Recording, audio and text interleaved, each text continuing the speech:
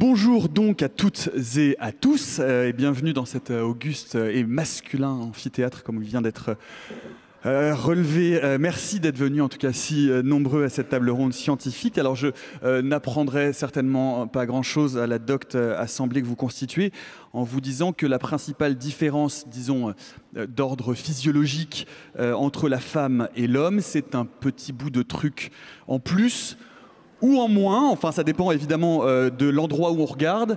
Et ce petit bout de truc, c'est bien sûr un petit bout de chromosome, je ne sais pas à quoi vous pensiez d'autre. Et oui, un 2X ou un X et un Y pour les variantes les plus courantes. Et tout change pourtant. Et pourtant, il existe dans la nature d'autres façons de faire. Les lézards, les tortues, par exemple, n'ont pas de chromosomes sexuels différenciés.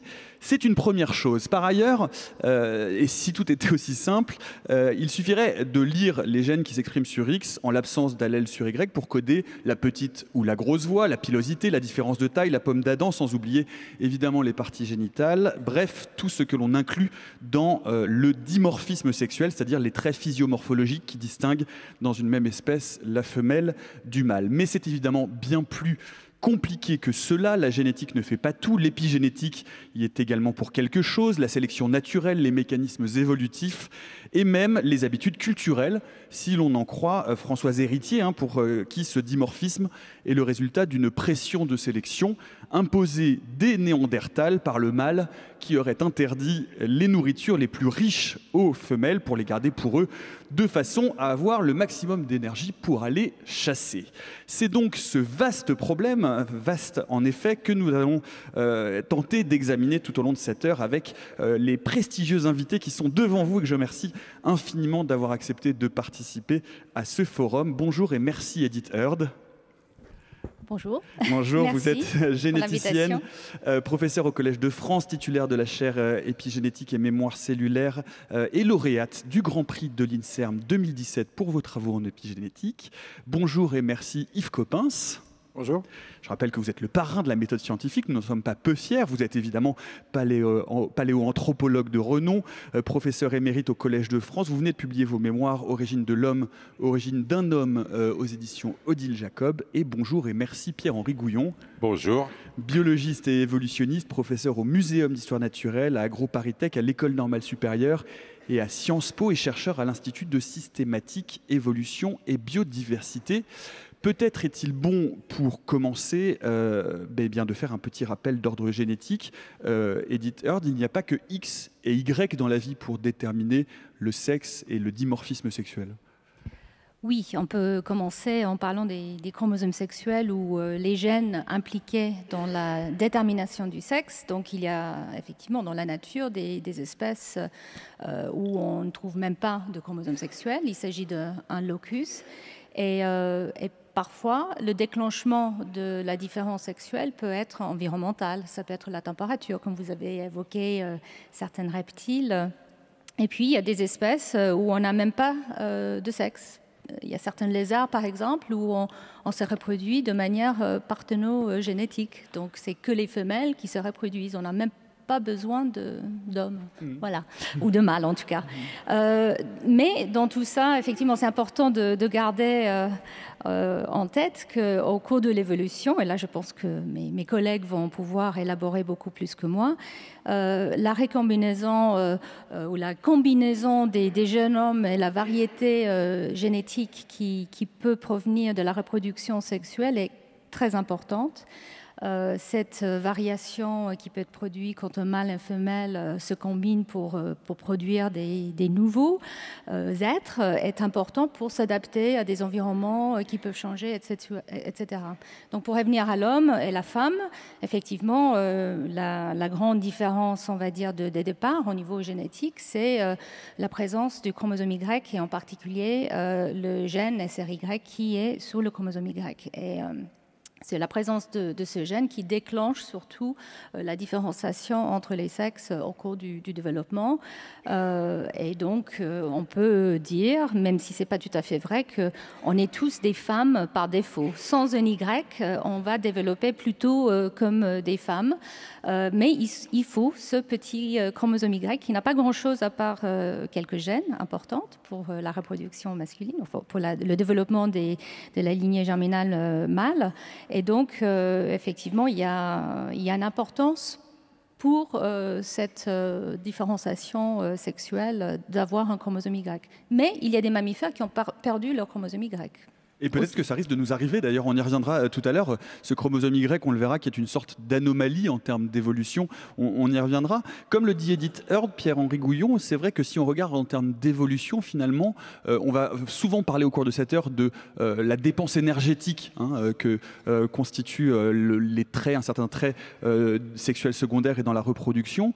Si on regarde en termes d'évolution, finalement, les mâles sont une sorte d'aberration évolutionniste. Oui. Oui, absolument. On pourrait être une population de femelles exclusivement. Les mâles, ça dépense beaucoup d'énergie pour pas grand-chose. Ça s'arrange pas. Pierre-Henri Gouillon et Yves Coppens. Juste deux petites remarques d'ailleurs par rapport à votre introduction, hein, Nicolas. Vous avez dit que, premièrement, il y avait un petit truc en plus là chez un par rapport à l'autre. En fait, il faut bien voir que c'est un truc en moins chez les hommes. Hein, c'est-à-dire que le Y, vous voyez, en lettres majuscules, c'est un X à qui manque une branche. Hein. Et le Y, c'est effectivement essentiellement un X très atrophié, avec juste quelques gènes en plus, le SRY en particulier. Mais donc, en réalité, il y a effectivement beaucoup moins de gènes chez un homme que chez une femme. C'est déjà le premier point à dire. Et le deuxième remarque, c'est que vous avez fait toute une liste de différences entre les hommes et les femmes, mais vous avez juste oublié un détail, c'est que c'est les femmes qui font les enfants. Et je pense que c'est un peu important, que ça veut dire quelque chose, que c'est quelque chose... puisque vous avez cité Françoise Héritier, elle et d'autres anthropologues ont vraiment montré à quel point toutes les sociétés avaient créé des mythes pour essayer de redonner à l'homme la primauté dans la fabrication des enfants. C'est vrai que quand on regarde les choses simplement, et d'après Françoise Héritier, c'était une des premières choses qu'avaient constaté les humains dès qu'ils ont commencé à se projeter dans l'avenir, mais c'est que d'une part, les seuls qui font des enfants, c'est les femmes, et d'autre part, en général, on fabrique des descendants qui nous ressemblent. D'où la question, comment se fait-il que les femmes fassent des fils? D'où une terreur fondamentale des hommes qu'un jour elles arrêtent. Voilà l'idée qu'a développée Françoise Héritier. Et du coup, eh bien, il ne faut pas les laisser faire ce qu'elles veulent, ces femmes. Sinon, ça risque d'arriver. Et donc, on va les contraindre. Hein. Voilà donc une origine possible de la contrainte générale des femmes dans les sociétés humaines. Moi, c'est là-dessus que je l'ai rencontré, parce qu'effectivement, c'est une question que je me pose en tant qu'évolutionniste. Pourquoi les femelles font-elles des mâles? Pourquoi s'accouplent-elles avec des mâles pour faire des descendants, alors qu'elles ont tout ce qu'il faut pour faire des descendants toutes seules? En réalité, du point de vue d'un évolutionniste, un mâle, c'est une sorte de parasite de la femelle. Et ouais, comment vous appelez un organisme qui vous injecte ses gènes pour que vous les reproduisiez sans rien faire lui-même? Et oui, vous l'appelez un parasite ou un mâle selon les cas. Alors, c'est comment dire? La chose extraordinaire pour nous, et vos biologistes, c'est que quand vous attrapez la grippe, bon, vous attrapez un parasite, il se reproduit grâce à vous, tant pis pour vous, et tant mieux pour lui. Mais quand vous attrapez un mâle, c'est plus compliqué parce que, et c'est là qu'il y a une surprise, d'une certaine façon, les femmes font exprès de se faire parasiter. Vous voyez ce que je veux dire? Elles ont des organes rien que pour ça. Vous n'avez pas d'organes qui sont faits pour attraper la grippe. Mais les femmes ont des organes qui sont faits pour se faire féconder par les mâles. Et donc, comment l'évolution a-t-elle pu fabriquer chez les femelles un système qui les amène à faire exprès de se faire parasiter? Effectivement, comme l'a déjà dit Edith, il arrive qu'elles arrêtent de faire ça. Et donc, on a des tas d'espèces chez lesquelles les femelles ont arrêté d'accepter les mâles. Elles se débrouillent toutes seules. Elles font des descendants qui sont des clones d'elles-mêmes. Et ça marche plutôt pas mal. On peut penser que ça ne marche pas très longtemps. C'est-à-dire que ça... Oui, c'est moins drôle aussi. Hein. Voilà. Ah, alors ça, là, attention, parce que chez les lézards, par exemple, les plus célèbres de ce point de vue-là, les lézards qui s'appellent fouette-queue, bon, c'est pas... Eh bien, il n'y a plus que des femelles. Effectivement, elles se sont débarrassées des mâles, mais elles n'arrivent pas à démarrer l'ovulation sans un accouplement. Et donc, elles s'accouplent entre elles. Donc c'est tout aussi rigolo. Bon, enfin, Alors, revenons-en. Yves Coppens, peut-être, sur ce sujet du dimorphisme chez le lézard ou chez Homo sapiens. Oui, je voulais ajouter un mot sur les lézards. En plus, comme tu sais, quand on leur coupe la queue, elles repoussent. Oui. Voilà, on est parti pour 45 minutes de sous-entendu, plus ou moins inspirant. Yves Coppens. Non, mais qu'est-ce que vous voulez que je vous dise? Moi, je n'ai pas grand-chose à dire parce que c'est bien, je suis content d'être ici. On va en venir, c'est intéressant chez les primates, chez les homininés, pour arriver jusqu'à Homo sapiens. On va commencer encore peut-être un peu par poser tout de même la question de ce qui fait le dimorphisme sexuel. Pourquoi finalement y a-t-il besoin, quand il y a deux genres, mâle et femelle, de sexe, de différence entre le mâle et la femelle? Et puis, en bout de course, pourquoi chez l'homme, c'est l'homme qui est plus gros, plus fort que la femelle, alors que ce n'est pas le cas dans d'autres types d'espèces? Pierre-Henri Gouillon et Edith Heard. Alors Primo, il n'y a pas besoin d'un dimorphisme sexuel, il se produit souvent, mais pas toujours. Il existe des tas d'espèces dans lesquelles il n'y a pas de dimorphisme. D'ailleurs, je vous défie de reconnaître un mâle d'une femelle chez un chat, par exemple, hein, juste en le regardant. Donc, il y en a plein d'espèces qu'on connaît chez lesquelles le dimorphisme est très limité. Deuxièmement, en termes de taille, eh bien, tout existe, c'est-à-dire des espèces chez lesquelles les femelles sont plus grandes que les mâles. C'est le cas, par exemple, chez beaucoup de poissons. Au fond, c'est logique. Comme la femelle doit faire les petits, il est assez logique qu'elle soit plus grosse que le mâle qui fait juste des spermatozoïdes minuscules. Ça n'a aucun sens. Il y a même chez certains poissons des profondeurs, le mâle est un... Vous voyez, si la femelle fait 50 cm de long, le mâle il fait 3 cm. Il vient se coller sur la femelle, il fusionne avec elle, il se nourrit à travers elle et il envoie ses spermatozoïdes tout le temps, comme ça marche.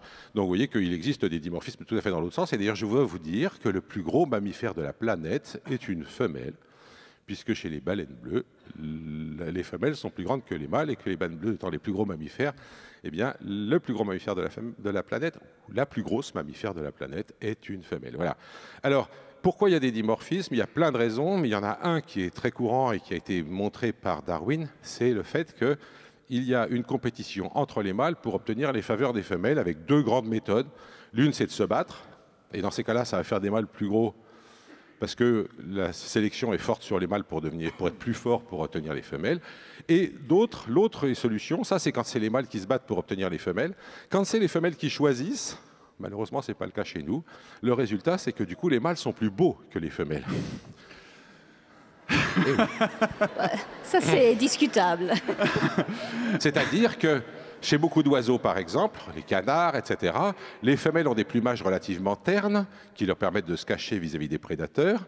Et puis les mâles ont un plumage brillant, la queue du paon, hein, c'est très beau, évidemment. C'est ridicule si on veut se sauver quand un prédateur arrive. Hein, mais pour plaire aux femelles, il faut ça, et dans ce cas-là, tant pis. Hein. Donc on voit que c'est des deux grands modes. Et chez les la taille humains, et l'ornementation qui sont les deux grands variants de dimorphisme. Voilà. Edith Heard, peut-être qu'on peut redire aussi tout de même que ce qui est intéressant, c'est que dire un mot de la variance du succès reproductif, c'est-à-dire que chez la femelle, il y a quel que soit le nombre de partenaires, elle aura de toute façon un nombre d'enfants, de descendants limité, alors que chez l'homme, il peut avoir un nombre de descendants illimité. Il y a donc d'une part la femelle qui, elle, va choisir qualitativement, tandis que le mâle va choisir quantitativement. Oui, il y a cet aspect, mais ça dépend aussi des espèces. Mais puis par rapport à cette question de dimorphisme sexuel, je pense que là je ne suis pas la spécialiste, mais par exemple parmi les primates et parmi les singes pour lesquels les femmes, enfin les femelles sont plutôt monogames, il y a beaucoup moins de différences de taille entre les mâles et les femelles que ceux où il y a la polygamie.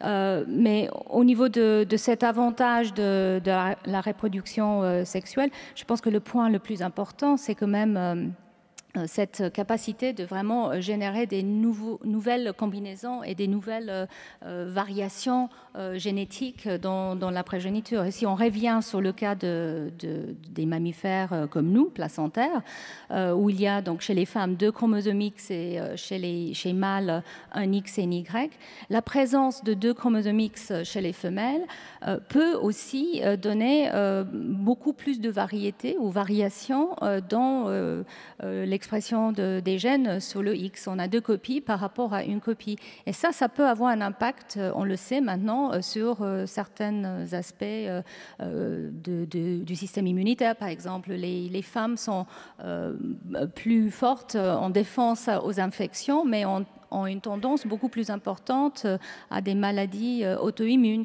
Donc nous savons qu'effectivement, cette différence de chromosomes sexuels peut avoir un avantage pour se reproduire, pour la variété et l'évolution de l'espèce, mais peut avoir un impact aussi sur les individus et leur manière de se comporter face à leur niche écologique, on va voir.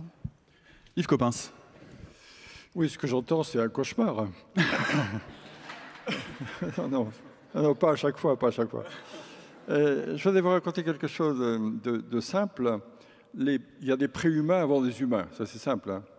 Et les préhumains et les humains descendent d'ancêtres communs, chimpanzés et hommes. Chimpanzés et paninés, ça s'appelle des paninés et des homininés.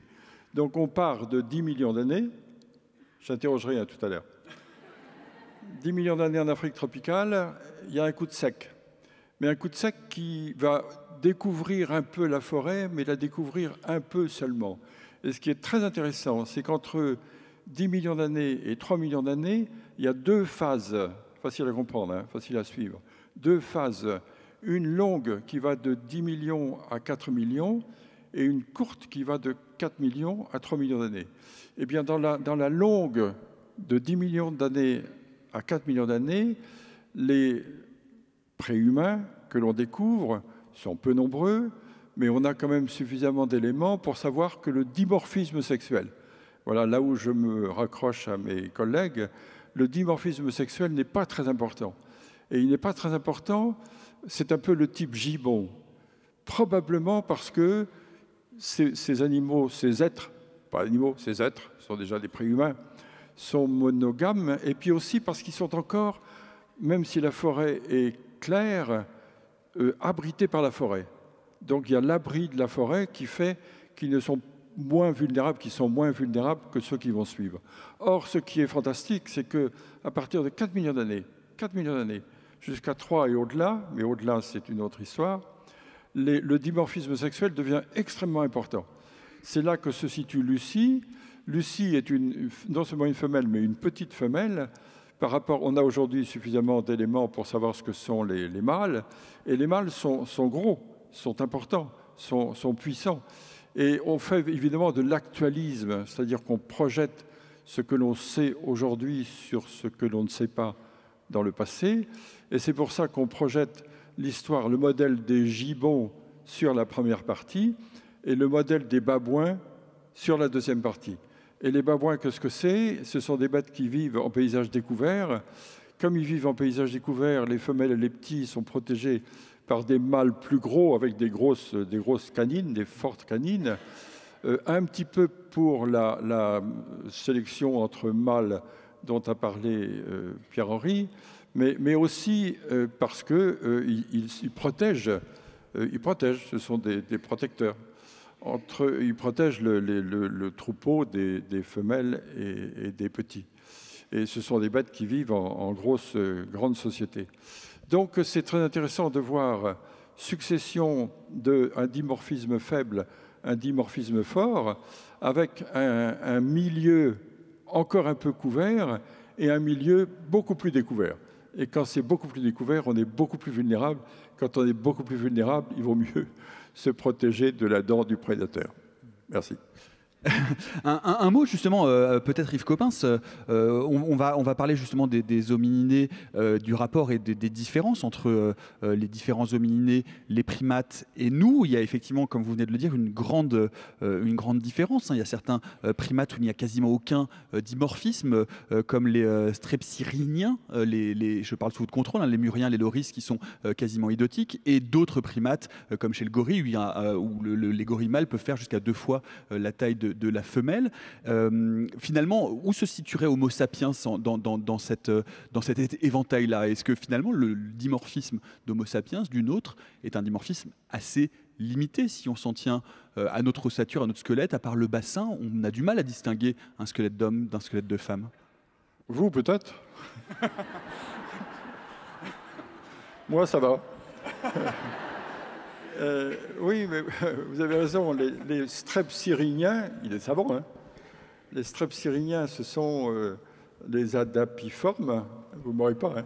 Ah bah, ça, je ne prétends pas essayer. Hein. Et les lémuriformes, et en effet, ceux-là n'ont pas grand dimorphisme. Et au contraire, il y a un grand dimorphisme chez les gorilles. Vous m'embêtez parce que les gorilles, c'est justement l'exception de ce que je racontais tout à l'heure. C'est-à-dire que bien qu'en forêt, ils ont ce dimorphisme. Ce n'est pas énorme, hein, ce n'est pas considérable par rapport à d'autres bêtes comme les babouins dont je parlais tout à l'heure. Ceci étant dit, l'homme est en effet entre les deux. Et pourquoi est-il entre les deux? Peut-être parce que la lutte entre mâles n'est pas tout à fait la même, peut-être parce que la culture a apporté un autre élément, peut-être que la vie en société, enfin tous les primates sont sociaux, hein, mais la vie dans une société organisée d'une autre manière apporte un autre équilibre, la preuve, entre hommes et femmes. C'est un grand sujet aujourd'hui, c'est un sujet important. Et donc ce dimorphisme est moins important. Ceci étant dit, il demeure, et je vais vous dire une chose abominable, les anthropologues constatent que la taille des canines, comme les babouins, la taille des canines chez les mâles, chez les hommes, chez les humains mâles, est un petit peu plus forte que la taille des canines des femmes. Quand je dis ça à ma femme, elle est furieuse. Oui. Un mot peut-être aussi, éditeur ou Pierre-Henri Gouillon, sur cette évolution, puisque Yves Coppens vient parler d'une composante culturelle. Je citais dans cette introduction de cette émission, et Pierre-Henri Gouillon, vous en parliez tout à l'heure, les thèses de Françoise Héritier. Est-ce qu'on peut penser qu'il y a eu dans l'évolution d'Homo sapiens, dans l'évolution du genre Homo, une composante culturelle qui, sortie de la pression évolutive dont on parlait tout à l'heure pour le dimorphisme, c'est-à-dire la nécessité de compétition intra- et intersexuelle entre les mâles pour être le plus fort et la sélection par les femelles qui choisissent le plus fort pour la descendance, en dehors de cette pression évolutive-là, il y aurait eu une composante culturelle qui fait qu'effectivement, les femelles, au bout d'un moment, Homo erectus, sapiens, peu importe, vous allez me dire votre avis là-dessus, auraient moins eu accès à de la nourriture, pas de la nourriture aussi chargée en protéines, en éléments nutritifs forts, et que ça aurait du coup eu une influence sur le développement et sur l'accentuation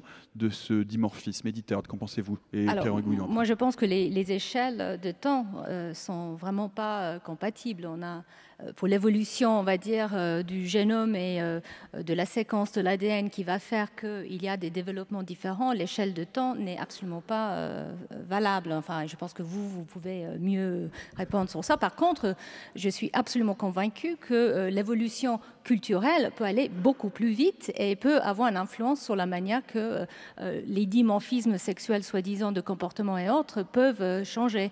Donc là, je pense qu'effectivement, il y a des changements. Par exemple, la manière que nous sommes nourris, ça, c'est quelque chose de culturel. On n'a qu'à regarder la taille moyenne des gens, pas des femmes ou des hommes, mais de tout le monde. Dans certains pays où le lait est donné pendant une période beaucoup plus importante au cours de la croissance de l'enfant, là on voit que la taille moyenne de l'humain a vraiment grandi. Donc je pense que ce n'est pas une évolution dans le sens, on va dire, génomique, mais une évolution culturelle qui peut beaucoup changer. Et par ailleurs, je pense que aussi l'attitude des hommes par rapport aux femmes et vice-versa peut changer très vite aussi. On n'a qu'à regarder le mouvement MeToo pour voir à quel point on peut basculer très vite dans des comportements et des appréciations très différentes. Pierre-Henri Gouillon. Alors, on vient d'aborder énormément de choses. Là, je pense qu'il va falloir clarifier. Premièrement, les dimorphismes sexuels, c'est toutes les différences qu'on trouve entre les hommes et les femmes. Par exemple, en gros, en moyenne, très nettement, les femmes ont les cheveux plus longs que les hommes. D'accord ? Évidemment que cette différence fait partie du dimorphisme sexuel, mais qu'elle est très très directement fonction du milieu culturel dans lequel on se trouve, et que dans d'autres milieux, les mêmes différences sexuelles donneront des différences autres. D'ailleurs, même quand j'étais jeune, moi, croyez-le ou pas, mais on avait des cheveux très longs, et ceux qui avaient les cheveux... Voilà. Donc ça, c'est un premier point, effectivement. Culturellement, vous pouvez changer des tas de trucs, et vous pouvez imaginer tout changer. On m'a déjà dit, mais enfin, même, il n'existe aucun milieu dans lequel les hommes courraient moins vite que les femmes. C'est pas vrai. Si vous fabriquez une culture dans laquelle les garçons n'ont pas le droit de sortir du lit avant l'âge de 15 ans, pendant que vous faites faire du sport à fond aux filles, eh ben les filles courront plus vite que les hommes. Donc on peut changer tout culturellement. Ça, c'est un premier point. Bon. Un aspect particulier du dimorphisme, c'est le dimorphisme de taille. Et là, il se trouve que le travail d'une collaboratrice de Françoise Héritier, qui s'appelle Priscille Touraille, a été intéressant parce qu'elle a mélangé les deux, justement. Donc c'est à la fois du culturel et du biologique. La question est la suivante. Comment se fait-il que les femmes restent si petites? Au fond, la question n'est pas tellement de savoir pourquoi les hommes sont grands. Bon, ben voilà, c'est intéressant pour se bagarrer, pour tout ce qu'on voudra. Seulement pour les femmes aussi, ça serait intéressant d'être plus grandes.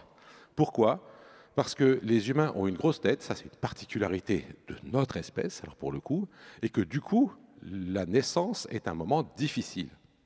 Or, on a pu montrer que jusqu'à une époque récente dans nos sociétés, les morts en couche étaient très très largement augmentées par la petite taille des femmes. C'est-à-dire que les femmes petites meurent plus en couche que les femmes grandes. Donc ça aurait dû sélectionner pour des femmes plus grandes. Qu'est-ce qui a empêché que cette sélection fonctionne? C'est ça la question que s'est posée Priscille Touraille. Donc, ce n'est pas la question de savoir pourquoi les hommes sont plus grands que les femmes, mais pourquoi les femmes n'ont pas augmenté leur taille, étant donné qu'il existe cette pression de sélection. Et il n'y a que deux réponses qui tiennent la route. L'une, c'est effectivement que dans toutes les sociétés, les hommes ont eu tendance à conserver les nourritures riches, pas la nourriture en général, mais les protéines, les choses qui permettent de croître. Eh bien, ces parties-là de la nourriture ont été capturées par les hommes et souvent pas laissées aux femmes. Ça, c'est le premier point. La deuxième hypothèse qui reste, ça c'est la première, c'est celle qu'a développée Priscille Touraille au départ, et ensuite elle a rajouté une deuxième, et je pense que c'est les deux seuls qui tiennent la route. La deuxième, c'est simplement que les hommes choisissent des femmes plus petites qu'eux, et du coup les femmes plus grandes ont plus de mal à trouver des partenaires. Et ça, c'est vérifié aussi, je peux vous dire, statistiquement. Hein. Et la raison, c'est simplement que les hommes ont envie de garder le pouvoir dans le foyer, bien entendu. Donc, mais le résultat, c'est que ça crée une sélection pour des femmes plus petites. Alors, parmi ces deux hypothèses, d'ailleurs, sont complémentaires, mais effectivement, on peut imaginer que vous voyez que là, ce n'est pas seulement le social qui change la différence entre les hommes et les femmes, c'est le social qui change les conditions biologiques de sélection, et du coup, le social crée les conditions d'une sélection différentielle entre les hommes et les femmes. Yves Coppens, que dit justement l'étude des homininés à ce propos et leur organisation sociale, ou en tout cas ce que l'on peut en déduire? Par exemple, vous parliez évidemment de Lucie tout à l'heure et du fait qu'il était aujourd'hui incontestable que Lucie soit une femelle. Or, on a douté à un moment donné parce qu'on s'est dit finalement à quoi on voit, quels sont les deux éléments, c'est la gracilité, la taille du bassin. Or, Lucie, les australopithèques font un peu plus d'1 mètre difficilement, et compte tenu du volume crânien qui est de moins de 500 cm3, le bassin n'a pas besoin d'être extrêmement plus large pour précisément pouvoir accoucher. Est-ce qu'on est sûr aujourd'hui à 100% que Lucie n'est pas Lucien? Oui, c'est pire que ça. J'ai un collègue suisse qui a été attaqué à ce problème. Il a fait un très joli article, d'ailleurs, excellent article, il s'appelait Schmitt. Et le mâle de Lucie, il l'appelait Lucifer. Pas gentil, hein. Donc, c'est vrai qu'à l'origine, on s'est appuyé, c'est toujours les mêmes choses, toujours la même histoire d'actualisme, sur le fait que si Lucie était une humaine d'aujourd'hui, son bassin ressemble plus à un bassin de femme qu'à un bassin d'homme. Et on est parti là-dessus, et puis au lieu de trouver 52 morceaux comme ceux de Lucie, on en avait déjà trouvé d'ailleurs l'année précédente, on en a trouvé d'autres les années suivantes. Les fouilles ont été reprises à partir de 90, on en a ajouté encore d'autres, donc on en a plusieurs centaines aujourd'hui. Et sur les plusieurs centaines, on a les deux courbes de Gauss classiques qui se croisent, c'est-à-dire qu'on a des petits mâles et des grands mâles, et puis des mâles moyens, et puis on a des femelles moyennes, des petites femelles, puis des femelles moyennes. Or, il se trouve que dans ces deux courbes populationnelles, quand on a une population, on peut mieux juger, hein, Lucie est incontestablement une femelle, c'est même une petite femelle, alors qu'il y a des mâles qui, au lieu d'1,10 m, font 1,50 m, quoi. Donc c'est bien différent, bien différencié, et on ne peut pas dire, on ne peut jamais dire en science qu'il n'y a pas de doute, mais on peut dire que tout a l'air de se passer comme si Lucie était vraiment Lucie et pas ni Lucien ni Lucifer. Donc voilà. Alors je voulais ajouter autre chose. Évidemment, en paléontologie, pour le moment, paléontologie humaine, pour le moment, on ne peut pas dire grand-chose. On projette des idées simplement. Par exemple, le fait qu'entre Lucie, préhumaine, on y était là tout à l'heure, hein, on était à 3 millions d'années tout à l'heure, et puis l'humain, il y a un changement climatique. Un changement climatique qui a sûrement un rôle dans l'émergence de l'humain, l'émergence de l'humain en général. Et au point que moi j'ai travaillé là-dessus, et cette limite de 3 millions d'années, c'est le moment de l'englacement de l'Arctique, et l'englacement de l'Arctique entraîne de la sécheresse aux tropiques, et la sécheresse aux tropiques entraîne une obligation pour toute la faune de se transformer pour survivre. Il y en a qui ratent, comme les mastodontes, il y en a qui réussissent, comme la plupart des autres vertébrés, mammifères, dont les humains. Et les humains réussissent par quels moyens, si on peut dire, mais c'est de la sélection naturelle, hein, banale, par le changement de la respiration, le larynx descend, par le changement des dents, n'ayant plus assez de végétaux, ils mangent de la viande, et le changement de la tête, le cerveau devient plus important, plus plissé, plus riche, plus irrigué, etc. Donc 3 éléments. Et qu'est-ce qu'on dit à ce moment-là? On dit que se trouvant dans un milieu très découvert, où la viande est devenue une part du menu, comme la viande est devenue une part du menu, la viande, il faut la chasser, les gibiers ne viennent pas à vous, donc c'est à prendre en considération. Comme d'autre part, mais c'est purement spéculatif, comme d'autre part la femme a les enfants dans le ventre, ou les enfants sur le dos, ou les enfants avec elle, on pense que c'est le début d'une certaine sélection sexuelle du travail. C'est-à-dire que la femme cueille plus volontiers ce qui reste d'alimentation végétarienne, alors que l'homme chasse plus volontiers. Aucune preuve. Et ces thèses-là, elles commencent à être un peu battues en brèche parce qu'on a trouvé assez récemment, et je parle sous votre contrôle, des sépultures de squelettes féminins enterrés avec des armes. Oui, mais moi je vous parle de 3 millions d'années, vous me parlez de quoi là? 100 000 ans Ah quand oui, même. ça, j'ai avancé un peu. J'ai avancé un petit peu. Mettez des euros au bout de votre chèque, c'est nul. Plus sérieusement, sur cette, vous pensez que pour le moment, c'est purement spéculatif. C'est-à-dire qu'il n'y a vraiment rien qui peut attester de cette division, de cette subdivision du travail qui aurait exercé un peu plus de pression sélective. C'est une histoire logique, mais on n'a pas les moyens de la prouver. Ce qui est extrêmement intéressant sur le plan sociétal, c'est qu'à ce moment-là, les hommes, les humains, vivent sur des territoires, se déplacent bien sûr, ils sont nomades pour des questions opportunistes, hein. Et comme ils ont des terrains, des endroits où ils se stabilisent, et que c'est là que l'on trouve les quantités d'ossements des animaux chassés, tués, rapportés, on trouve en effet que les gibiers sont rapportés, c'est-à-dire que les gibiers sont partagés. Et ça, c'est intéressant. Alors, pour venir à votre idée, mais ça, c'est tout à fait vrai. C'est-à-dire qu'à partir du moment où il y a des sépultures, et c'est un moyen de voir comment les sexes sont traités, on trouve, ce qui est agréable, un traitement pratiquement identique, quoi. Quand on dit, à partir de 100 000 ans, l'homme enterre ses morts, c'est pas vrai. C'est pas vrai. À partir de 100 000 ans, l'homme enterre certains de ses morts. Certains. Puisque d'autres, quelquefois, il les mange. Alors, vous voyez, c'est pire. Et il enterre certains de ses morts, et c'est très intéressant, parce que dans notre mentalité d'aujourd'hui, on se dit, il enterre sûrement les chefs. hein, on a une société hiérarchisée. En fait, on n'en sait rien d'abord. Et quand on ouvre ces sépultures, on trouve soit des hommes, des mâles, soit des femmes et des enfants, soit des couples et des enfants. Et on trouve quelquefois, ce qui est encore mieux... Mais pas d'hommes et des enfants. Mais si, hommes, femmes et enfants. Mais oui. pas des hommes seuls avec des enfants. Que je sache, non, mais je regarderai de plus près, oui. Non, c'est vrai, c'est vrai. Oui.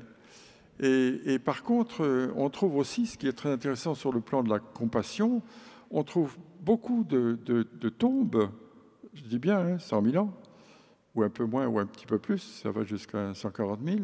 On trouve beaucoup de tombes avec des gens qui ont subi soit des maladies, soit des traumatismes, soit des problèmes qui ont fait qu'ils ont survécu malgré quelques difficultés. Autrement dit, on pourrait dire de manière un peu rapide, un peu grossière, que sont enterrés de manière préférentielle, à 25%, hein, au moins un quart, les gens qui ont subi des problèmes dans leur existence, quoi. Pierre-Henri Gouillon, Edith Heard, sur ce que vient de dire Yves Coppens, sur cette théorie de Françoise Héritier, sur l'organisation sociale du travail qui aurait pu fonctionner comme une forme de pression évolutive.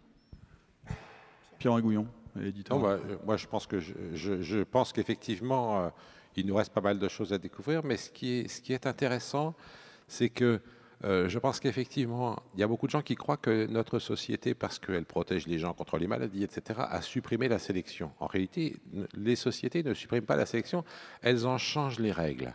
C'est-à-dire que si jamais vous ne nourrissez pas de la même façon les hommes et les femmes, vous changez les règles de la sélection par rapport à ce qui se passerait s'il n'y avait pas ce genre de choses. Et ça, si on veut le comprendre, eh ben, il faut coopérer entre des gens qui font de l'anthropologie, de la paléoanthropologie, de la génétique. Et c'est seulement une démarche pluridisciplinaire qui permet de voir ça, parce qu'il y a des éléments de génétique, des éléments d'anthropologie, et c'est pas facile. Ça tombe bien, c'est ce qu'on essaye de faire aujourd'hui. Oui, mais on ne fait pas de la recherche, là. Et c'est d'autant plus difficile que c'est des sciences qui ont du mal à se parler. La génétique a été très mal vue par les sciences humaines pendant très longtemps. C'est vrai que la génétique a servi de base à l'eugénisme et voire même au nazisme. Et il y a eu toute une période dont je me souviens très bien où dès qu'on osait dire qu'il y avait des gènes qui pouvaient avoir des influences chez les humains, on était carrément catalogué crypto-nazis par la plupart de nos collègues des sciences humaines. Alors heureusement, c'est de moins en moins le cas. Mais d'ailleurs, du coup, ça a créé une réaction en retour. Il y a toute une série de généticiens qui considèrent que les gens qui font des sciences humaines ne sont pas des vrais scientifiques. Et donc, on a une vraie difficulté structurelle à monter des recherches comme ça. Et du coup, par exemple, quand quelqu'un comme Priscille Touraille propose ce genre d'hypothèse, il y a une volée de bois vert qui vient de la part de généticiens patentés qui n'ont pas du tout étudié la question et qui considèrent que comme c'est une anthropologue, ça ne peut pas être sérieux. Et ça, c'est un peu pénible. Edith Heard. Ouais, je pense que je suis assez d'accord. Et puis, c'est des questions extrêmement complexes. Parlons comme scientifique, on n'a vraiment pas tous les éléments pour pouvoir déduire quelle pression culturelle, fonctionnelle ou autre fait qu'il y a des différences de taille ou autre chose. Donc, en fait, je pense qu'effectivement, c'est des questions passionnantes et il faut un dialogue entre les anthropologues, les généticiens, les historiens. Et je pense que les contributions, par exemple, de Françoise Héritier étaient extrêmement intéressantes et importantes pour stimuler ce type de débat. Et nous ne venons que commencer, parce que nous commençons maintenant à comprendre un petit peu les gènes impliqués sur certains types de comportements ou sur la physiologie de la femme, sur la manière qu'une grossesse va se passer. Donc les contraintes au cours de l'histoire sont tellement complexes, je pense que c'est difficile. Alors c'est pour ça que moi particulièrement, je ne travaille pas sur l'homme, mais plutôt sur les modèles Murin et autres, où là on peut essayer de distinguer l'influence culturelle, environnementale, de l'influence génétique sur la manière que les animaux se reproduisent, et les différences phénotypiques entre eux. C'est extrêmement difficile avec l'homme. Voilà, ça c'est ma conclusion. Oui, juste un petit mot, il n'y a pas que la différence de taille comme dimorphisme sexuel. Et quand vous avez commencé, vous avez d'ailleurs parlé du fait d'avoir des poils ou pas. C'est intéressant parce que le dimorphisme sur les poils, c'est une minorité d'humains. Il y a beaucoup de populations humaines dans lesquelles il n'y a pas de différence de pilosité quasiment entre les hommes et les femmes. Hein. Donc on a une vision aussi, encore une fois, très occidentale de toutes ces questions. Et si on essaie de regarder à l'échelle de l'ensemble de l'humanité, on découvre un autre paysage. Il y a d'ailleurs des gens qui ont sorti l'hypothèse, je ne sais pas si elle tient encore, mais que c'est que l'histoire de la différence de pilosité, ça venait du Néandertal. Parce que c'est justement les populations qui ont été exposées au croisement avec les Néandertals qui ont une différence de pilosité entre hommes et femmes. Donc si ça se trouve, voilà, le fait qu'on soit fier d'être poilu, nous, ça veut dire qu'on est juste plus près de Néandertal que de Sapiens, quoi. Ça veut dire qu'on a entre 2 et 4% de patrimoine génétique de Néandertal. Une opinion, Yves Coppens, sur cet exemple ténu de la pilosité de Néandertal? Oui, moi, ce que je pense, mais je pense mal, c'est que la division depuis Linné, cette division superbe de la hiérarchie zoologique, du classement, de la systématique, elle est belle, elle est commode, et si on la supprime, on sera bien embarrassé, donc on la garde. Mais l'histoire des genres, des espèces, des sous-espèces, etc., c'est presque un petit peu artificiel. C'est-à-dire que les limites sont quand même poreuses. Et en plus, merci, je suis content d'avoir son avis, parce qu'on ne se voit pas souvent, mais c'est toujours intéressant. Et d'autre part, dans une certaine mesure, je pense aussi que toujours l'histoire culturelle, l'apparition de l'environnement culturel a vraiment un effet de retour, de feedback, comme on dit en français. Merci. Sur l'évolution naturelle. Et en ce sens, je me demande si les espèces successives d'humains ne sont pas une sorte de manière agréable pour nous, paléo-anthropologues, de classer les choses, parce qu'on adore classer en sciences naturelles, en sciences de la vie et de la terre, on adore classer, on adore ranger. Or, n'est pas une manière un peu facile de mettre les gens dans des tiroirs, alors qu'il y a plein de trous dans les tiroirs, quoi. Ce qui veut dire que entre les espèces les dites espèces successives d'humains, il y a peut-être au moment de leur mutation, de leur transformation, des hybridations, des interfécondités possibles, et donc l'interfécondité légère quand même, légère mais intéressante, entre Néandertal et Homo sapiens est maintenant joliment prouvée par la génétique, la paléogénétique. Et en ce sens, à la limite, ne m'étonne pas, quoi. Mais c'est tout. Moi, je ne suis pas compétent. Mais je pense que d'autres types d'échanges, d'hybridation ont dû se faire et qu'on en aura la preuve un jour ou l'autre. Songez que un ami que tout le monde connaît bien, Lord Kipanidze, c'est épouvantable d'avoir un nom comme ça, mais David, vaut mieux David Lord Kipanidze, ce collègue qui fouille en Géorgie, a trouvé un crâne qu'il appelle le crâne numéro 5. Et ce crâne, c'est embêtant parce que nous, on a fait des séparations. Homo habilis, Homo rudolfensis, Homo ergaster, Homo erectus. Ben, ce crâne-là, il est habilis par devant, rudolfensis par derrière, ergaster d'un côté, j'exagère, et erectus de l'autre. Alors il se dit, est-ce qu'on a eu raison de faire toutes ces différences? Et alors moi, l'histoire de la relation entre humains, je l'explique de la manière suivante. J'ai vécu beaucoup en brousse, ça doit se voir d'ailleurs. J'ai vécu beaucoup. Il fut un temps où je dormais plus souvent sous la tente que dans mon lit, mais ça a changé un peu. Donc j'ai vécu beaucoup en brousse, j'ai vu bien les animaux, et j'ai vu bien des animaux s'ignorer. Les animaux sont dans leur groupe et regardent vaguement ceux d'à côté, mais seulement vaguement. C'est-à-dire qu'une troupe d'éléphants en croise une autre, là ils se donnent des coups de trompe quand même, mais presque en s'ignorant. Or les humains, qu'est-ce qu'ils ont les humains? Ils ont le langage articulé, ils se rencontrent, première réaction, vigilance, on fait attention. Puis ensuite, on se rapproche, et si ça ne va pas, on se tape dessus. C'est bien connu. C'est bien connu chez tous les humains de la Terre. Si ça va à peu près, on s'arrête et on échange des propos agréables. Agréables, encore une fois, avec de la méfiance, mais agréables. Et on échange, je pense en Afrique, on boit le thé ou on prend un verre d'eau ou je ne sais quoi. Et au bout d'un certain temps, on raconte des histoires sur le temps qu'il fait, on raconte des blagues d'ailleurs, sur le fait qu'il y a un peu plus de gibier ailleurs, mais c'est en Autriche, ou bien un peu plus d'alimentation végétale ailleurs, etc. Et puis on échange des alliances, on échange des femmes et des hommes, Et ça fait, enfin, imaginez que, bien sûr c'est du rêve, mais que Habilis rencontre un Rudolf Hansis, ben, ça fait le crâne numéro 5 d'Hudman ici. On va avancer un peu, sortir doucement de la préhistoire pour arriver jusqu'à aujourd'hui. On l'a dit, hein, Lucie, les Australopithecus afarensis, il y a un grand dimorphisme. On a tendance à voir que le dimorphisme se réduit progressivement jusqu'à Sapiens. Ce qui m'amène à vous demander, Edith Heard, est-ce qu'aujourd'hui on a une échelle de temps suffisante pour se dire que petit à petit, compte tenu de la modification du mode de vie de Sapiens, on arrive vers une forme de nivellement de ce dimorphisme, c'est-à-dire des caractères sexuels secondaires, évidemment pas primaires?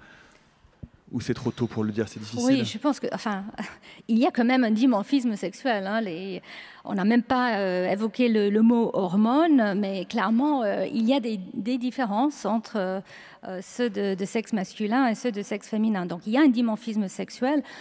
Alors, est-ce qu'on est en train d'estomper ces différences? Je pense que, puisqu'on ne connaît pas forcément les sources souvent, et comme je l'ai dit tout à l'heure, souvent, il y a finalement des sources plus culturelles qu'autre chose, mais au niveau de nos corps, je pense que ces dimorphismes ne vont pas s'estomper tout de suite. Mais on commence à les observer parce que, par exemple, on vit beaucoup plus longtemps. Il y a quelques centaines d'années, on était mort à 30, 40 ans. On ne pouvait pas imaginer de regarder, observer le fait que les femmes vivent en moyenne beaucoup plus longtemps que les hommes, plus longtemps. Donc pourquoi? Quelles sont les raisons de ce dimorphisme sexuel alors qu'il s'agit d'une phase de la vie où on ne se reproduit plus? Donc pourquoi cette prolongation de vie? Et là, je reviens sur cette histoire de questions complexes. Et il y a donc bien sûr des gènes sur les chromosomes sexuels qui déclenchent aussi les différences hormonales que nous avons, mais qui peuvent aussi contribuer à cette différence génétique entre hommes et femmes, comme l'a dit Pierre-Henri tout à l'heure. Les hommes, ils ont moins de gènes que les femmes. Et en plus, la présence de deux chromosomes X, qui sont deux grands chromosomes, et il y en a un des deux qui est exprimé en général chez les femmes. Il y a ce processus épigénétique qui est l'inactivation du X. Nous réalisons de plus en plus que les femmes, non seulement sont des mosaïques, mais entre femmes, il y a des différences d'expression de gènes liées au chromosome X. Et ça peut donner des différences qu'on n'a même pas réalisées jusqu'à récemment d'expression génique dans le système immunitaire, dans le cerveau, etc. Donc je pense qu'il y a beaucoup de différences qu'on n'a même pas réalisées encore. On peut peut-être justement préciser ça parce que c'est intéressant. Effectivement, sur les deux chromosomes X chez la femme, il faut qu'il y ait l'un des deux chromosomes qui soit désactivé. Alors pas totalement, en partie, parce que sinon ça produit trop de protéines. Ce serait de l'auto-intoxication en quelque sorte. Oui, vous pouvez nous expliquer ça, c'est passionnant. Comme l'a dit Pierre-Henri au départ, les chromosomes sexuels, en fait, le Y, c'est un chromosome X dégénéré, en fait. Au départ, il y avait deux chromosomes identiques, c'était comme les autres chromosomes, un couple. Et petit à petit, avec l'évolution de ce chromosome Y qui porte les gènes clés pour la masculinité, le chromosome X est resté intact, mais avec beaucoup de gènes et de tailles très différentes du Y. Donc, ce déséquilibre d'avoir deux X chez les femmes et un X chez l'homme a demandé un processus de compensation. Et dans différents organismes, ça se passe différemment, mais en tout cas chez nous, chez les mammifères, c'est un des deux X qui est inactivé au cours du développement chez les femmes. Mais pas le même dans toutes les cellules. Hein. C'est ça, voilà. C'est-à-dire que c'est une mosaïque sur tout le corps. Non, mais voilà. Et alors, autre question, ce fameux Y dégénéré, comment se fait-il, en termes de génétique, c'est une aberration qu'il se maintienne? Comment se fait-il qu'il n'ait pas tout simplement quasiment disparu, en fait? Mais dans certains mammifères, c'est disparu. Mais en fait, ce qu'on voit, c'est ces espèces, ils ont quand même des mâles. Donc l'idée, c'est que le Y disparaît, mais ailleurs dans le génome apparaît un gène qui va déterminer le sexe masculin. Donc un autre facteur qui va pouvoir faire cette différence sexuelle. Mais non, ce n'est pas du tout une aberration. C'est une conséquence de la manière que les chromosomes sexuels ont évolué pour garder, pour maintenir le locus qui est essentiel pour déterminer le sexe mâle. Dans le cas de l'homme, c'est SRY. En fait, le reste du chromosome est un peu dégénère autour. Il faut empêcher la recombinaison avec le X pour pouvoir maintenir justement ce locus unique.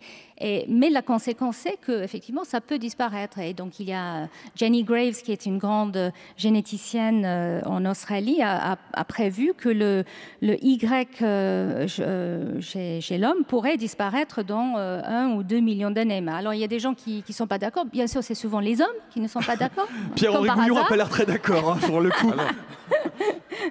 Alors, mais c'est le calcul de base. C'est pas que je ne suis pas d'accord, c'est que je trouve que les gens qui font des prévisions à 1 million d'années manquent beaucoup de courage parce qu'évidemment...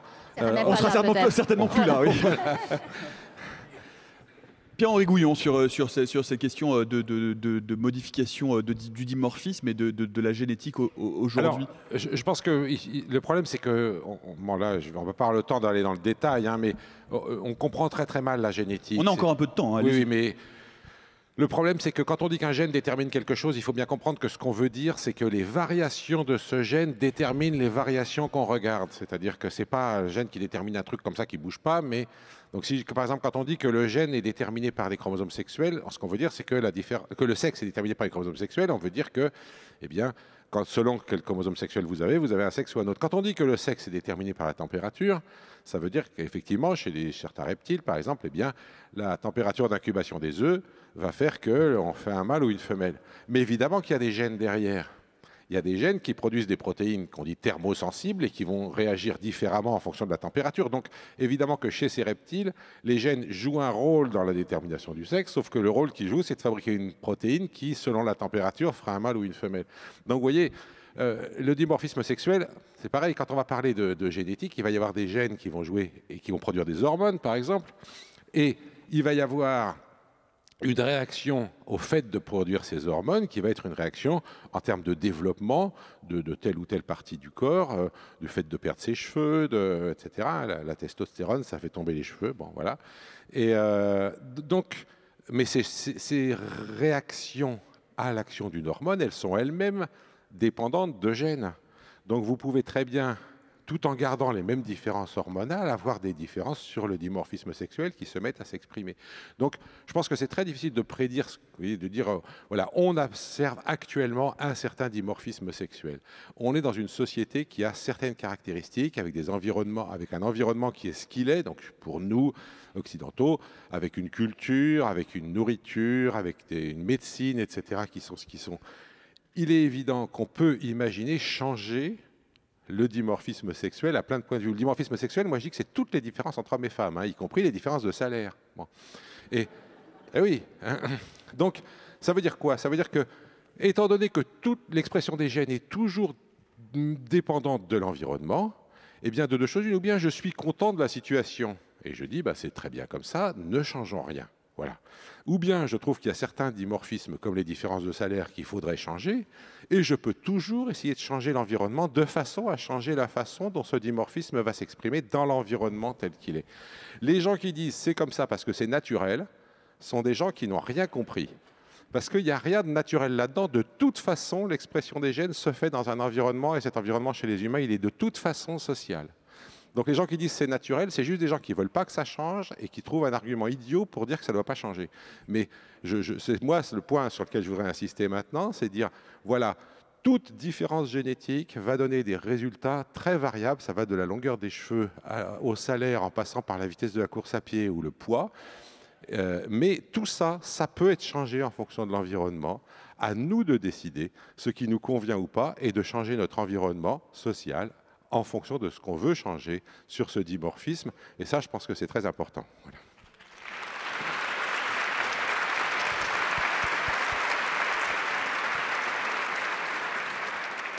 Alors, une question à tous les trois. Est-ce qu'on constate, par exemple, en paléoanthropologie ou en ethnologie, des sociétés qui soient des sociétés un peu plus isolées sur une base matriarcale ou polyandre, où on pourrait trouver des dimorphismes atténués, voire inversés, par exemple, Yves Coppens?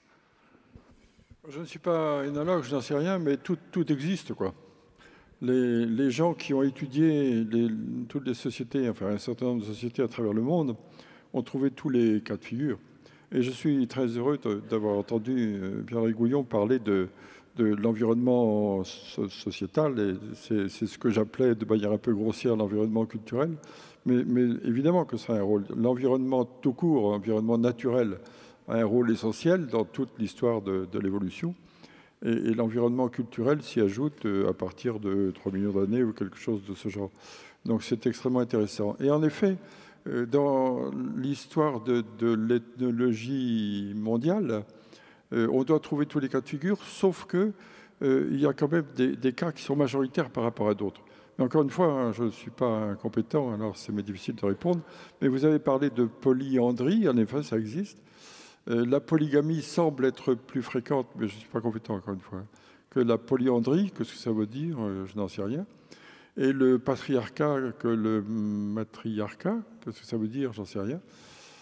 Mais c'est aussi une question de tradition, et ça se modèle et se modère aussi et se transforme aussi en fonction de ce que l'on veut, hein, puisque l'environnement fait la descendance finalement, et cet environnement, une grande partie est à notre disposition. C'est nous qui modelons la société, puisque l'homme a toute liberté pour agir désormais, et il en a aussi la responsabilité, et j'y tiens.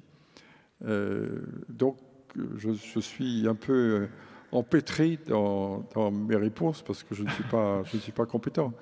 Et en ce qui concerne la préhistoire, on regarde ça, mais on ne comprend pas grand-chose, quoi. C'est pas simple. Peut-être que la génétique fera des progrès, la paléogénétique fera des progrès, et peut-être qu'on comprendra mieux qui a fait quoi, et comment, ça on le sait un peu, et pourquoi. J'ai une chose à vous dire quand même à cet égard. Dans des grottes de Sumatra, des grottes d'Indonésie, il y avait des quantités de traces de mains, d'empreintes de mains, à la fois positives et négatives. Et on s'est demandé, comme on se demande partout, dans toutes les grottes peintes, ou bien les affleurements peints ou gravés, qui a fait ces peintures, qui a fait ces gravures? C'est intéressant à connaître. Moi, je ne trouve pas que ce soit essentiel, mais c'est intéressant. Et donc, il semble que les doigts des hommes et les doigts des femmes n'aient pas tout à fait les mêmes proportions. Autrement dit, sur une main, on peut voir, paraît-il, si c'est une main de femme ou une main d'homme. On peut essayer? Et quand... J'ai des grandes mains. J'ai des grandes mains, moi. C'est la longueur comparée de l'index et du majeur. Ah oui, il faut parler dans le micro, hein, Pierre Ragouillon. Et quand on a fait ça en Indonésie, dans ces grottes de Sumatra, on s'est aperçu, c'est un résultat et en même temps un manque de résultat, qu'il y avait autant d'hommes que de femmes, quoi. Alors, qui a fait quoi? Est-ce que ce sont les mains des femmes qu'on a appliquées et que les hommes ont dessinées? Est-ce que c'est l'inverse ou est-ce que ce sont les deux? Je ne sais pas. Donc, pas de conclusion. Sinon, une conclusion intéressante, c'est que là, il n'y a pas du tout de sexe majoritaire dans cette histoire de peinture et de gravure. Alors, c'est assez controversé, hein, mais l'idée, c'est que les hommes ont en général un annulaire plus long que l'index, et inversement pour les femmes. Alors, faites la statistique parmi vous pour voir si ça marche, mais c'est tout à fait controversé. Voilà. On va vous laisser 2 petites minutes. Voilà. C'est bon? Vous tout le monde a vérifié, vous avez vérifié, voisins, voisines, tout ça. Bon. Voilà. Ok, merci. C'est les travaux pratiques, hein. Bah oui, c'est une classe de sciences, on fait des TP. Ah ouais, Edith, alors on arrive au bout de cette table ronde. Peut-être un mot pour parler de l'influence que peuvent avoir précisément sur une échelle de temps plus réduite les facteurs et puis ils sont dissipés. Vous allez me chercher le CPE tout de suite. Il y en a quelques-uns qui vont se prendre des heures de colle, hein. Bon, est-ce qu'on peut dire un mot peut-être aujourd'hui sur une échelle plus courte que l'échelle de l'évolution, sur l'influence des facteurs épigénétiques, sur l'atténuation des caractères dimorphiques entre l'homme et la femme, ou est-ce que c'est compliqué? C'est parce que je peux vous préciser. Vous aimez bien cette question. Parce que l'éditeur m'avait envoyé, il y a une question qu'il ne faut surtout pas me poser, c'est l'influence des facteurs épigénétiques sur les dimorphismes. Donc évidemment, pour conclure, je vous la pose parce que je suis très peu sympathique. Non, mais bon, les facteurs épigénétiques sur le dimorphisme sexuel. Tout ce que je peux vous dire, c'est encore venant de mes propres compétences, c'est effectivement le bagage génétique est différent entre hommes et femmes, hein, et l'environnement peut influencer jusqu'à un certain point, mais pas tellement sur ce bagage. On a 2X chez les femmes. Et donc, du coup, effectivement, l'extinction d'un des 2X qui est associé avec des facteurs épigénétiques, ça peut varier. Donc, une des caractéristiques des phénomènes épigénétiques, c'est une certaine variabilité, une certaine réversibilité, métastabilité. Et effectivement, comme je le disais tout à l'heure, il y a beaucoup plus de variabilité chez les femelles qui ont un X inactif et l'autre actif. Cet X inactif, il peut se défaire un petit peu. Donc, il y a des gènes qui peuvent s'exprimer en double dose chez les femmes, alors que dans d'autres femmes, elles sont exprimées en simple dose. Donc ça, c'est clair que ça peut avoir un impact sur les différences, au moins moléculaires. Donc on a beaucoup parlé de comportement, etc. Mais si on regarde moléculairement, qu'est-ce qui se passe dans les cellules d'une femme ou dans les cellules d'un homme? En général, les variations sont un peu plus importantes dans les cellules d'une femme.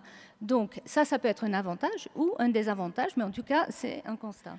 Je ne sais pas si j'ai répondu à votre question. Alors, je vais la prendre par un autre angle. Que nous enseignent aujourd'hui des cas très particuliers, comme des enfants qui naissent avec un double X et qui ont des appareils génitaux masculins. Que nous apprennent, par exemple, ce cas particulier que j'ai... Alors, ce n'est pas de l'épigénétique, ça, c'est de la génétique, c'est des gènes. Donc, en fait... un individu qui a 2X, un Y, ça c'est le syndrome de Klinefelter.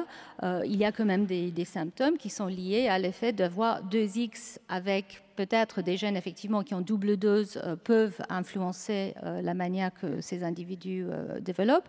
Et des individus qui ont 2X et pas de chromosome Y peuvent avoir donc un gène SRY qui a été transloqué sur le chromosome X. Donc pour moi, ce n'est pas de l'épigénétique. Je suis désolée. Bien sûr, non, mais tout à fait. Il y a ce cas, Pierre-Henri Gouillon, je vous donne la parole, il y a ce cas intéressant de la ville de Salinas, qui est un village isolé en République dominicaine, où un enfant sur 50 naît avec des organes génitaux féminins avant de développer un pénis à la puberté vers 12 ans. Il a un patrimoine génétique XY. Est-ce que ça nous dit que, encore une fois, tout n'est pas qu'une affaire de génétique, Pierre-Henri Gouillon, tout n'est pas lié à ce petit chromosome dégénéré Y qui l'on prête tant de vertu ou de dégénérescence d'ailleurs. Non, mais il peut y avoir des variations d'expression des gènes et puis il peut y avoir des variations génétiques qui font que les autres gènes ne s'expriment pas de la même façon. C'est ça, s'il y a un village comme ça, probablement il y a là une spécificité génétique qui fait que le chromosome Y, le SRY, ne s'exprime pas. Et il faut quand même dire que c'est des gènes aussi sur des autosomes qui influencent le développement de l'appareil génital. Et donc en fait, on peut avoir des mutations ailleurs dans le génome que sur les chromosomes sexuels qui vont influencer la manière que les gonades vont se former dans des individus. Donc il peut avoir une mutation dans cette... Et d'ailleurs, réciproquement, je voulais vous dire que les individus qui sont X0, c'est-à-dire un individu qui a un seul chromosome X, eh bien, ressemble à une femme. Ce qu'on voit, c'est une femme. Mais quand même, le fait d'avoir un seul X, ça fait que c'est des femmes qui sont stériles, ça s'appelle le syndrome de Turner. Et on a dit, alors ça aussi c'est controversé, que selon que l'X qu'elle a vient de son père ou de sa mère, bien que ça soit le même chromosome, ça ne donne pas le même résultat. Parce qu'il y a là des effets épigénétiques qui vont faire qu'un chromosome X qui vient du père ou un chromosome X qui vient de la mère, ça ne donne pas les mêmes résultats sur plein de choses. On a dit que ça changeait le caractère, etc. Je pense que ce n'est pas assez avancé pour que je veuille développer ça. Il y a de la vérité là. Absolument. Parce qu'il y a des gènes, effectivement, qui sont soumis à l'empreinte, ne sont pas exprimés quand ça vient du X paternel. Mais donc c'est là qu'on voit qu'il y a des effets épigénétiques indéniables sur les chromosomes X. Ça se voit dans le cas des X0. Et ce sera le mot de la fin. Merci beaucoup, Edith Heard, Yves Coppens, Pierre-Henri Gouillon. Merci beaucoup d'avoir participé à cette table ronde.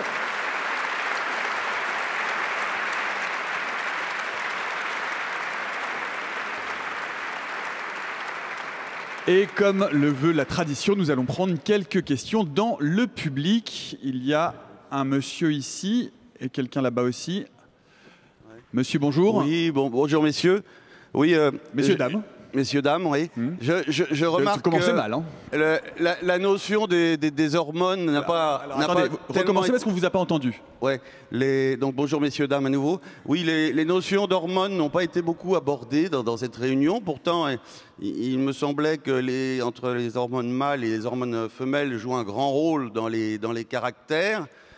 C'est souvent associé à ce qu'on appelle parfois des clichés. Les hommes seraient plus conquérants, plus agressifs, chercheraient davantage le pouvoir. Les femmes, au contraire, seraient plus douces, plus empathiques, etc. Est-ce que, enfin, d'abord, qu'est-ce que vous pensez de cela? Et est-ce que ça peut se changer, se minorer, c'est-à-dire qu'on aurait pu ces différences qu'on peut retrouver dans la société aussi? Pourquoi est-ce que, dans les entreprises, ce sont les hommes qui dirigent? Est-ce que c'est à cause de ces différences hormonales? Est-ce que c'est à cause des hormones qu'il y a plus de patrons? Ça, je ne sais pas si on va pouvoir vous apporter cette réponse en quelques secondes. Et par ailleurs, si nous n'avons pas abordé les hormones, c'est en partie parce que nous avions 3 éminents spécialistes et que rajouter un endocrinologue, ça faisait un peu beaucoup autour de la table. Mais est-ce que quelqu'un veut répondre sur cette question d'hormones? Edith Heard, peut-être? Je peux dire un mot, c'est absolument. Il y a des différences hormonales qui sont très importantes pour certains caractères. Alors, je pense que chez l'humain, on peut peut-être presque les oublier parce que notre culture fait qu'on domine nos impulsions, etc. Mais par Dites exemple, ça au patron d'entreprise, on verra. Non, quand même. Il y a des femmes aussi qui peuvent être très dures. Madame Thatcher, par exemple. Voilà. Mais on se demandait si c'était vraiment une femme. C'est la partie cliché de cette table ronde. Là, on y va, on lâche tout. Mais je voulais quand même dire que, voilà, moi, je fais le constat quand on prend un chat ou un cheval mâle et on castre, on fait une castration, on voit bien qu'il y a une différence d'agressivité, de comportement. Donc c'est un constat, effectivement, le testostérone peut effectivement augmenter certains traits, mais c'est absolument essentiel pour le fonctionnement de mâle. Donc il y a des différences hormonales, mais je pense que l'homme et la femme peuvent dépasser ces influences. Voilà. Une autre question. Monsieur, bonjour. Dans le prolongement de la question, l'aspect d'agressivité plus forte chez certains hommes, il se trouve que les grands hommes dont on parle dans le passé sont souvent des hommes agressifs plus que des hommes intelligents. Oui, c'est des chefs d'armée, tout le monde parle plus de César ou de Napoléon ou de Hitler que des femmes qui auraient fait la même chose. On parle un peu de Galilée et d'Isaac Newton aussi autour de cette table en général, et je ne suis pas sûr que c'était des gens très agressifs, en tout cas on n'en sait rien. Oui. Non, par contre, moi, je voulais savoir si, en paléogénétique, on avait des informations plus fortes sur l'évolution de la néoténie depuis Lucie, grosso modo. C'est pour vous, Yves Coppens. Oui, la néoténie, elle apparaît depuis longtemps dans toute la lignée. Elle apparaît même des formes pré-hominidées. Je pense à des formes qui s'appellent Ramapithecus, par exemple, ou Sivapithecus, ou Kenyapithecus. Enfin, pardon pour ces prénoms. Redites-nous aussi pour les gens ce qu'est la néoténie, peut-être en un mot. Oui, je vous parle de primates là, qui ont autour de 10 à 15 millions d'années. Et ce que l'on voit, c'est qu'il y a petit à petit un retard dans l'éruption dentaire. Et le retard dans l'éruption dentaire est un signe de retard dans la croissance, et un retard de la croissance qui est lié à un temps, enfin à une grossesse plus courte, et du coup à un temps d'apprentissage plus long. Et petit à petit, au fil de l'histoire préhumaine qui va suivre, et puis de l'histoire humaine qui suit aussi, tout ça va s'accélérer, au point qu'on a pensé à un moment donné que le fait d'avoir aujourd'hui une grossesse, un portage de 9 mois, pourrait très bien se réduire si on comprend bien ce qui s'est passé dans le passé, mais on ne le comprend pas bien parce qu'on n'a pas de preuves. Mais en tout cas, ce temps de grossesse pourrait se réduire, et donc les femmes ne pourraient, en théorie, comme ça, ne porter que 6 mois, auquel cas la néoténie dont vous parlez serait encore plus accentuée, et les petits auraient encore plus de temps à passer avec la mère de préférence et le père aussi, enfin la société. Et donc, plus de temps d'apprentissage, c'est aussi un avantage dans la vie. On dit, par exemple, qu'un petit d'un an d'Homo erectus aurait déjà 70% de son cerveau. Or, un petit d'un an d'Homo sapiens, les nôtres, n'aurait que 50%. D'où un temps plus long d'apprentissage pour le petit sapiens, d'où peut-être l'avantage de sapiens sur les autres. Notre question, madame, bonjour. Oui, bonjour. Mon nom est Paola Antolini, je suis une anthropologue, une journaliste scientifique et je suis enchantée d'être avec vous. Bravo les trois, bravo France Culture, bravo aussi au recteur. Merci beaucoup. J'arrive vite à la question. Donc, comme vous le savez, demain, c'est aussi la journée que les Nations Unies ont dédié à promouvoir, disons, les filles et les femmes dans les sciences, car aujourd'hui, le pourcentage est d'environ 20%. Et donc, je voulais des femmes et des filles engagées dans les professions scientifiques. Donc, je voulais avoir votre regard et surtout votre vision d'avenir. Vers où allons-nous? Ça fait partie de l'évolution, avoir plus de filles et plus de femmes dans la science. Et bravo, car c'était magnifique. On s'est régalé. Merci bravo. Beaucoup. À tous les trois, bravo. Edith Heard. Oui, je pense que c'est une question qui se pose souvent. C'est une question, enfin, non, c'est une question qui est raisonnable et relevante. Pour moi, c'est très important effectivement d'encourager les enfants, femmes et hommes à aller dans les sciences. Je peux vous dire de manière très personnelle comment moi j'ai réussi à rentrer en sciences.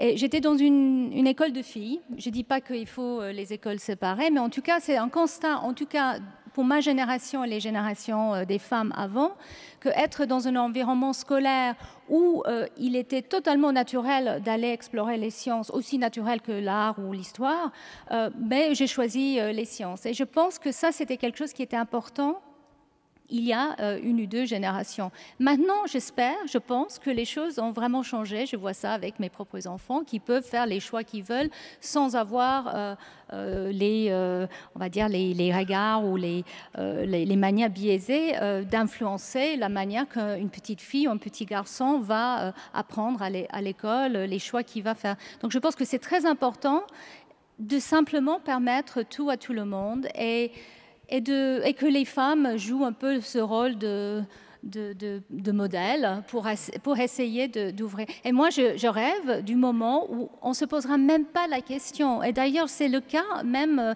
dans mon travail. Je vois dans mon équipe, quand les gens me disent « Mais combien d'hommes et de femmes vous avez ?» J'avoue, je ne sais même pas répondre parce que je ne fais même pas attention à ça. Et c'est ça que je veux qu'on a tous dans l'avenir. Je pense qu'on a la possibilité si effectivement on est vigilant. Voilà. Et où les prix Nobel ne seront plus attribués qu'à des hommes blancs de plus de 60 ans. Je voudrais répondre que le 20%, là, c'est pas vrai. C'est pas vrai. Premièrement, je suppose que pour ça, il faut enlever les sciences humaines pour obtenir un chiffre pareil. Donc, donc, vous voyez, il y a déjà un problème de racisme entre les sciences. Bon, j'en parlais tout à l'heure, mais... Et puis, je me demande, d'ailleurs, à mon avis, il faut même enlever la biologie pour arriver à un chiffre aussi bas. Parce qu'en biologie, ça fait belle lurette qu'il y a plus de filles que de garçons, y compris au niveau des écoles d'ingénieurs au plus haut niveau. L'AgroParisTech et Normal Sup, par exemple, sont des écoles dans lesquelles il y a plus de filles que de garçons en biologie. Là, on parle que de la France. Hein. Moi, je parlais du monde. Moi, je parle d'ici. Hein. Je pense que vous parliez... Enfin... Du monde, la vie de la science. Merci, on est d'accord. Puis, je suis une scientifique sociale, voilà. Mais on parle du monde, la statistique qui était donnée hier, voilà. Oui, mais ça, moi, ces statistiques-là, à l'échelle mondiale, sur toutes les sciences, je trouve que... Bon, moi, je regarde en France, pour le moment, en biologie, ça a changé extrêmement vite. Quand j'étais, moi, étudiant à l'agro, on était 150 garçons et 30 filles. Aujourd'hui, il y a plus de 60% de filles. Donc, les choses évoluent à toute vitesse. Je pense qu'effectivement, il faut continuer. Il faut surtout se battre pour que les femmes prennent des postes de responsabilité dans les sciences. On a un bel exemple à côté de nous ici, mais effectivement, moi je suis très fier. Mon ancien laboratoire que j'ai dirigé pendant des années maintenant, on était 5 mecs qui dirigeaient le labo quand je suis arrivé. Aujourd'hui, sur les 5 dirigeants, il y a 3 femmes et 2 hommes, donc les choses évoluent. Et je pense qu'il faut vraiment se dire que les choses évoluent et arrêter de dire que les femmes ne font pas des sciences. Les femmes ne font pas certaines sciences.